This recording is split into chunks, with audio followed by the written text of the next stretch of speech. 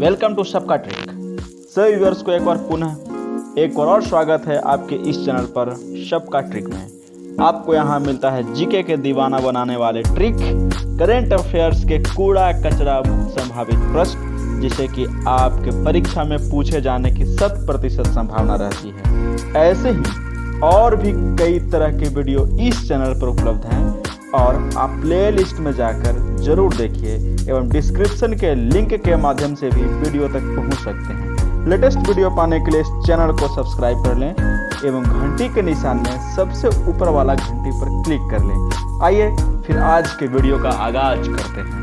देखते हैं फिर आज का टॉपिक, विश्व की प्रमुख वनस्पति। दोस्तों, इस टॉपिक से आपके परीक्षा में एक प्रश्न लगभग पूछ लिए जाते हैं और अभ्यर्थी यहाँ से हमेशा वो प्रश्न गलत करके आ जाते हैं। तो मेरा कोशिश है कि मैं आपको विदाउट ट्रिक, मैं बगैर कोई ट्रिक के, बगैर कोई ट्रिक को याद करवाए हुए आपको ये टॉपिक क्लियर करवा दूंगा। देखते हैं वनस्पति और संबंधित क्षेत्र कि कौन सी वनस्पति किस स्थान पर उगाई जाती है और उसे हम लोग किस नाम से जानते हैं। तो इसमें आपको पहले थोड़ा इतना जानकारी होना चाहिए। जैसा कि मैं आपको पहले भी बता चुका हूँ कि पृथ्वी है और पृथ्वी के बीच से जो लाइन गई है उसे हम लोग विषुवत रेखा या इक्वेटर या भूमध्य रेखा के नाम से जानते हैं। उसके ऊपर 23.5 डिग्री उत्तर में, मतलब कि जो पृथ्वी को दो पार्ट में बांटे हैं, तो ऊपर वाले भाग को उत्तर और नीचे वाले भाग को दक्षिण। तो ऊपर में उत्तर और नीचे में दक्षिण, तो दोनों के 23.5 डिग्री लाइन मैं आपको ये क्लियर करवाऊंगा भूगोल में कि अक्षांश रेखा क्या होती है और देशांतर रेखा क्या होता है। तो जो लाइन आपका 23.5 डिग्री ऊपर और 23.5 डिग्री नीचे जाएगा उसे हम लोग उत्तर में कर्क रेखा और नीचे में मकर रेखा बोलते हैं।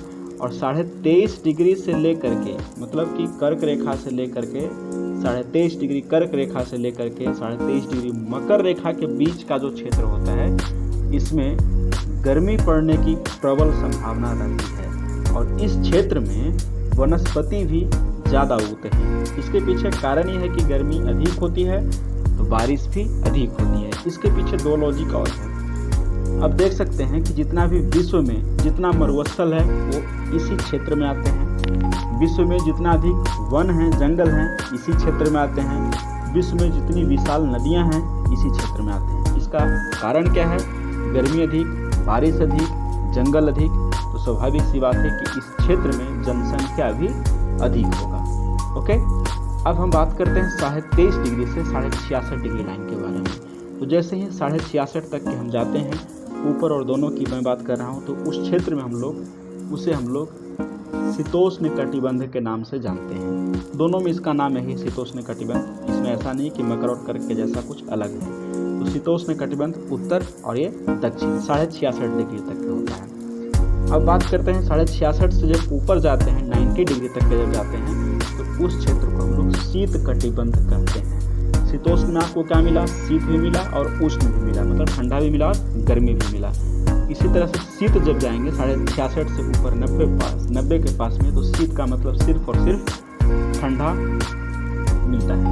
ओके, तो आप इतना पहले इस टॉपिक को या फिर भूगोल को पढ़ने से पहले इस चीज़ को आप समझ जाइएगा, आपका लगभग कॉन्सेप्ट यहाँ से क्लियर हो जाएगा। तो हम देखते हैं विश्व की प्रमुख वनस्पति के बारे में। तो वनस्पति और संबंधित क्षेत्र, उसे हम लोग किस नाम से जानते हैं? तो सबसे पहला दिया हुआ आपका ट्रोपोफाइट। ट्रोपोफाइट ये आपका उष्ण कटिबंधीय जलवायु घास एवं वनस्पति, अर्थात कि वैसा क्षेत्र जो उष्ण कटिबंधीय जलवायु में होता है, चाहे वो घास हो या फिर वनस्पति हो, उसे हम लोग ट्रोपोफाइट के नाम से जानते हैं। ट्रोपोफाइट उष्ण कटिबंधीय जलवायु में पाया जाता है। आप यहाँ से इसे क्लियर कर लीजिए कि उष्ण कटिबंधीय कौन सा क्षेत्र है, तो आप आसानी से कह देंगे अब कि 0 डिग्री से लेकर के 23.5 डिग्री उत्तर में और 0 डिग्री से लेकर के 23.5 डिग्री दक्षिण में, अर्थात कर्क रेखा से लेकर के मकर रेखा के बीच का क्षेत्र उष्ण कटिबंधीय क्षेत्र है और इसमें पाए जाने वाले वनस्पति को ट्रोपोफाइट कहते हैं। ओके, आपको आसानी से याद हो गया होगा। दूसरा है हाइग्रोफाइट।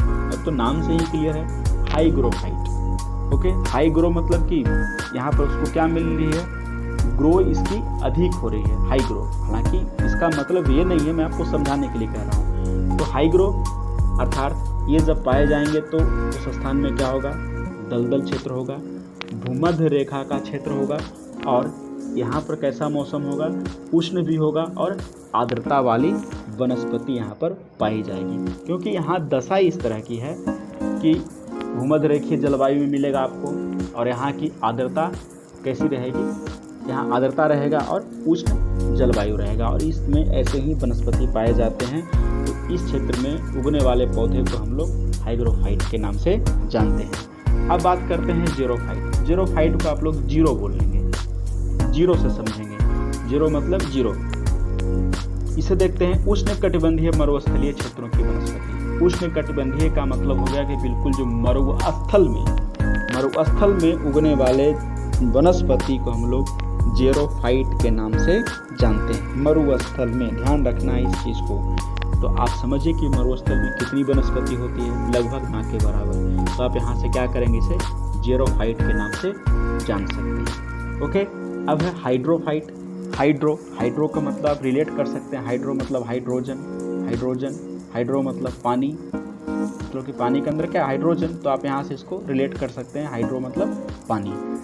क्या लिखा हुआ है यहाँ पे, जल प्लावित क्षेत्रों की वनस्पति, अर्थात वैसे वनस्पति जो कि लगभग वो जल में डूबा रहता है, उसका बहुत थोड़ा सा हिस्सा ही ऊपर दिखता है। जैसे मैंग्रोव आप पढ़ेंगे, मैं आपको बताऊंगा मैंग्रोव के बारे में। तो हाइड्रोफाइट जल प्लावित क्षेत्रों की वनस्पति है जहाँ पे पानी की अधिकता होती है, और इस तरह के पौधे लगभग पानी में डूबे रहते हैं, थोड़ा बहुत इनका हिस्सा पानी से ऊपर दिखता है। ओके, हाइड्रो से आप लोग याद कर लेंगे जल।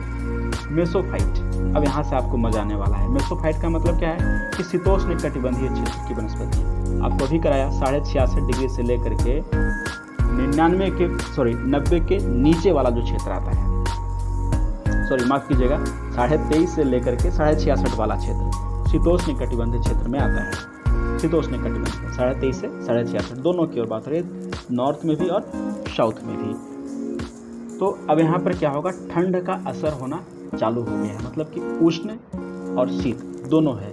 पहले तो हम लोग गर्मी में थे, उष्ण कटिबंधीय के बारे में पढ़ रहे थे, लेकिन अभी हमें क्या मिला, शीत मिला, उसके साथ साथ उष्ण मिला है। मतलब गर्म और ठंडा दोनों का प्रकोप है, मतलब ठंडी थोड़ी थोड़ी हमें मिलने लगी है। और इस क्षेत्र में जो वनस्पति उगते हैं उसे हम लोग मेसोफाइट कहते हैं।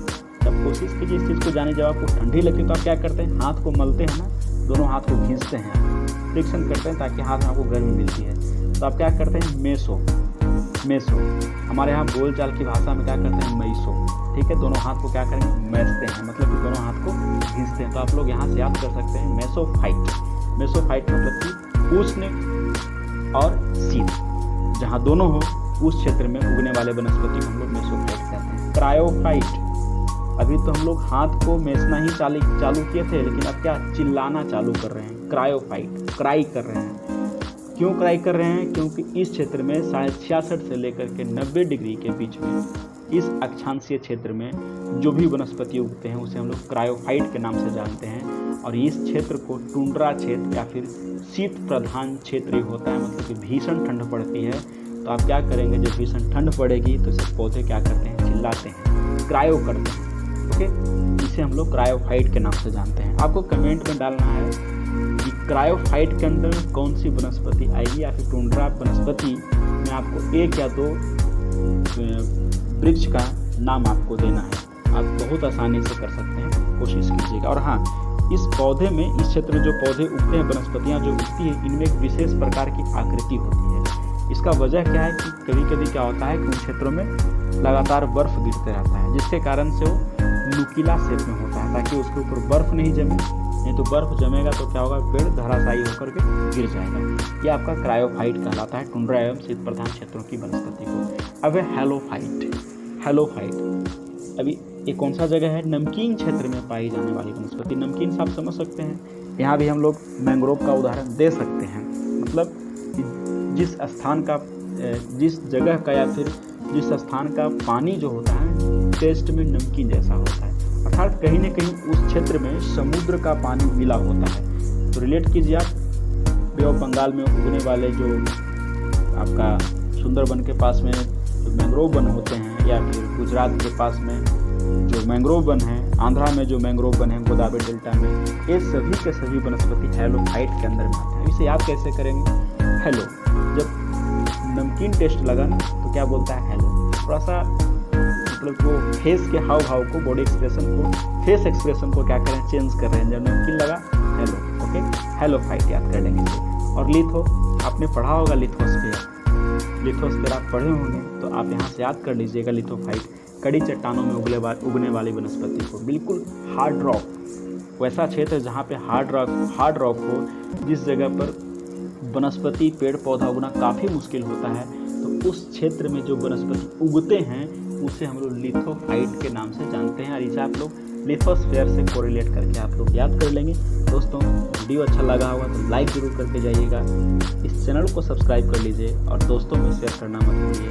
मिलते हैं फिर नेक्स्ट वीडियो में एक और अच्छी वीडियो के साथ में। तब तक के लिए जय भारत।